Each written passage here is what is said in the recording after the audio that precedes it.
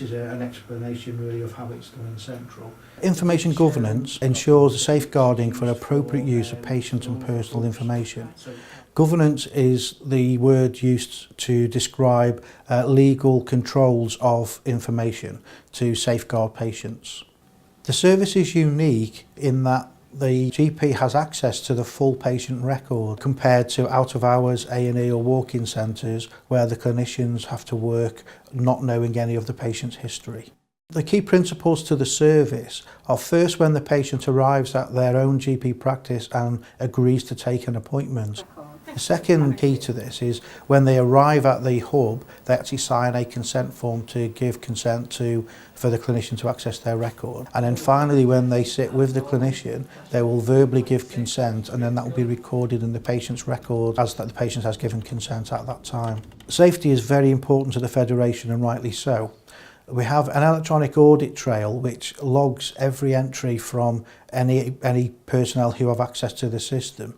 We also have a team of audit people who will spot check records and audit to see what the access was and was that appropriate. As a receptionist, understanding of confidentiality is make the patient comfortable knowing that their records are kept confidential. We have training every 3 months. The training that we have is with all members of staff so that they all have an understanding of the policy of confidentiality. Hi there, can you just fill out consent forms for the GP to have access to medical records? Yes. The benefit for the GP to have access to the patient's medical records will be able to verify any ailments that the patient might have and medications that they might be taking so that they'll be able to actually prescribe the correct medication for them. Could you do a referral form for district nurses, please, for that patient that I've just seen? For the extended access service, as a GP, what we'd like to do is to provide a service as close to seeing your own GP as we can. And that means that having access to all the medical information about you that's relevant to your care is really important. That includes access to details about the medications that you're taking, problems that you've had previously, what the plan is from your own GP and how we can help to advance that plan. Having access to your records means that we can write prescriptions, we can make appropriate referrals, and we can treat you as close to how we think your own GP would want to treat you as possible. So this is a self-limiting illness. It should take another couple of days to resolve. As a patient, what I would like when I see a GP in the extended access service is to have the confidence that the GP who I see knows everything about me that my own GP does, and that they can access my hospital records, my medication records, and they understand what the plans that I've already made with my own GP are and how those can be best taken forwards.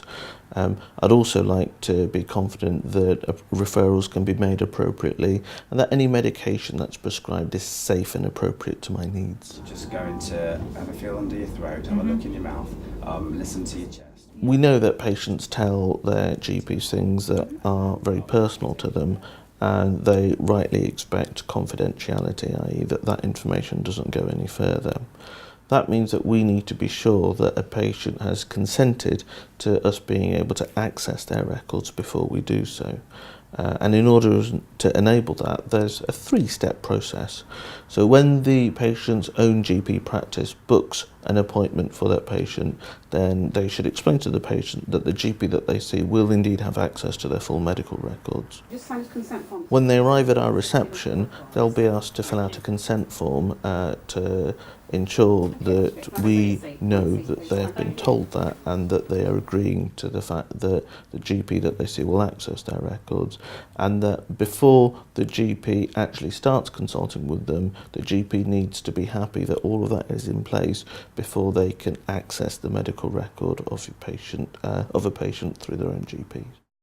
When a patient comes and attends an appointment in the extended access service, once we ensure that that patient has given consent for us to use their records, then we would see the patient in the same way as their GP would. We would be able to read the notes that their own GPs had made on their electronic record system, and then after the consultation is finished, we would update that record, and that information goes back to your patient's own GP. So when you go and see them again, they know what's happened.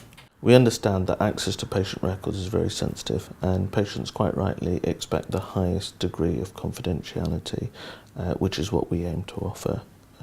We can assure patients that their records are only used for their direct patient care and for no other reason. In summary, we need to make sure that patients feel comfortable and confident in that their records are being treated appropriately. We follow NHS guidance for information governance and follow their principles rigorously. If any patient is concerned about the use of their record, then they should seek advice and support from their practice immediately.